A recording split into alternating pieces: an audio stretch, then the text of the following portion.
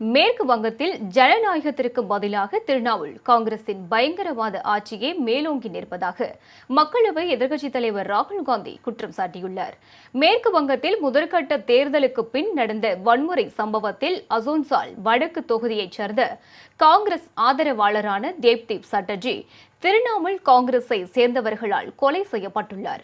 இது தொடர்பாக மக்களவை எதிர்க்கட்சித் தலைவர் ராகுல் காந்தி வெளியிட்டுள்ள எக்ஸ் தள பதிவில், திரிணாமுல் காங்கிரஸ் குண்டர்களால் காங்கிரஸ் தொண்டர் தேவ்தீப் சட்டர்ஜி படுகொலை செய்யப்பட்டிருப்பதை வன்மையாக கண்டிப்பதாக தெரிவித்துள்ளார்.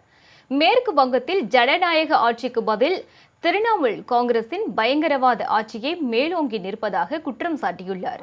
வாக்குப்பதிவு முடிந்த பிறகு எதிர்க்கட்சிகளை மிரட்டுவது, தாக்குவது மற்றும் ஒழித்து கட்டுவது ஆகியவையே அக்கட்சியின் அடையாளமாக மாறிவிட்டதாக விமர்சித்துள்ளார்.